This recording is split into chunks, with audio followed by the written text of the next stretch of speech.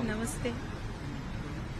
हमको ये हृदय विदारक समाचार सोशल मीडिया के थ्रू पता चला, तो हम लोग यहाँ पे इस घटना की सत्यता की जानकारी लेने के लिए आए थे। लेकिन ये बहुत ही दुखद घटना है और ये जानकर हम सबको बहुत दुख हुआ कि ये अभी नहीं रहे। लेकिन बहुत बुरा लग रहा है कि रतन टाटा जी जो हैं वो हमारे हृदय पे, मतलब सही कहो तो सही में वो राज कर रहे थे। जो भारत की अर्थव्यवस्था को उन्होंने देश और विदेश में इतना उन्होंने आगे बढ़ाया, नाम किया। आज पूरा देश श्रद्धा से जब भी टाटा ग्रुप का नाम आता है तो मन में एक बहुत बड़ी एक सम्मान की भावना आती है। और बहुत ये जानकर दुख लगा कि ऐसा हुआ। और बहुत ही विनम्र व्यक्ति थे। हम उन भाग्यशाली लोगों में से एक आम जनता जैसे लोग हैं, लेकिन हमको 2 बार मुझे व्यक्तिगत रूप से उन्हें देखने का मौका मिला। दोनों ही बार खुद वो स्वयं ही गाड़ी ड्राइव कर रहे थे। तो इतना बड़ा व्यक्ति और इतनी अच्छी गाड़ी, इतने अच्छे से उन्होंने ब्लू चेक्स का शर्ट और एक जीन्स पहनी हुई थी। और जब ताज होटल के बाहर वो आए तो उन्होंने चाबी दी, दरबान का पीठ थपथपाई। दोनों ही बार मैंने यही दृश्य देखा था। तो ये सबके लिए बहुत ही एक सीखने वाली बात है कि इतना बड़ा व्यक्ति, इतना विनम्र, जिसने लाखों लोगों को रोजगार दिया, आज देश की अर्थव्यवस्था में इतना बड़ा नाम किया।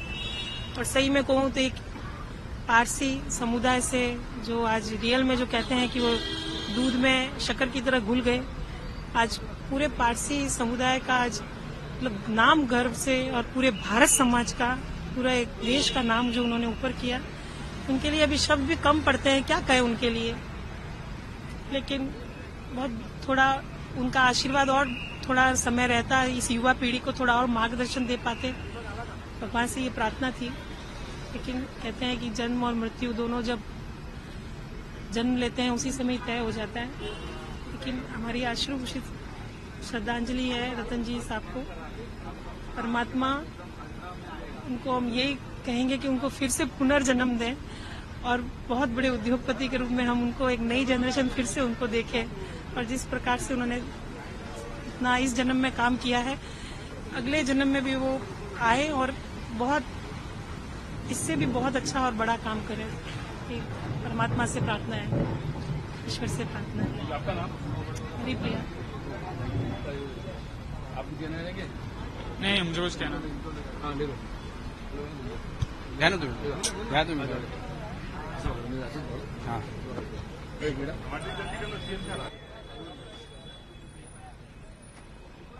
ये तो शॉर्ट में आपका नाम बताइए। एडवोकेट हर्षवर्धन पवार। बताइए क्या कहना चाहेंगे? एक्चुअली हम दोनों लॉयर्स है। हम ऑफिस में ही थे और ऑफिस में हमने हमारे मोबाइल पे न्यूज देखा कि रतन टाटा इज नो मोर, ऐसे करके न्यूज देखा।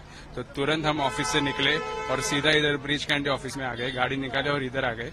न्यूज सुनते ही हमें मालूम था, we were following the news कि रतन टाटा जी को कल ब्रिज कैंडी हॉस्पिटल में एडमिट किया था। So we were following it. पर जब न्यूज देखा ऑफिस में तो हम दोनों शॉक में थे और तुरंत हम गाड़ी निकाल के इधर हॉस्पिटल में इधर आ गए।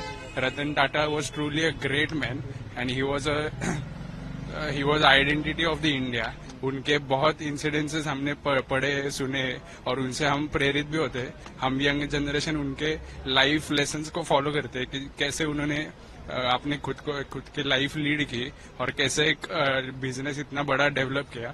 और ये सब होने के बाद भी उनका जो हम्बलनेस था वो मुझे बहुत पसंद आता था। इसकी वजह से मैं उनको बहुत फॉलो करता था। ये न्यूज बहुत ही सैड और शॉकिंग थे मेरे लिए, इसलिए मैं तुरंत इधर आ गया। बहुत बहुत शुक्रिया। आपको Thank you. जाएंगे? ठीक है। बराबर क्या बोला था? हाँ, बोलिए। हाँ, बोलो। मराठीत बोलू का? मराठीत बोलू? कल होगा बोला। हाँ, वो कहते हैं ना कि बहुत जन्म के बाद कोई ऐसा युग पुरुष एक जन्म में मिलता है, तो वो रतन जी के बारे में वो बातें पूरी लगती है।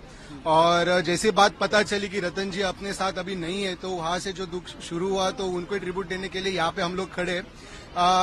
एज अ प्रोफेशनल लॉयर है, बट जो भी उन्होंने लाइफ जीती है और जिनके सब पे राज किया है, वो देख के ऐसा लगता है कि रतन जी जैसा आदमी वापस होना चाहिए भारत में। भारत को और उनकी जरूरत थी और भारत सदैव उनका ऋणी रहेगा।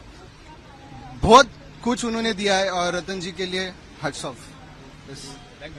न्यूज नेशन अब व्हाट्सएप पर खबरों के ताजा अपडेट के लिए न्यूज नेशन के इस क्यूआर कोड को स्कैन करें।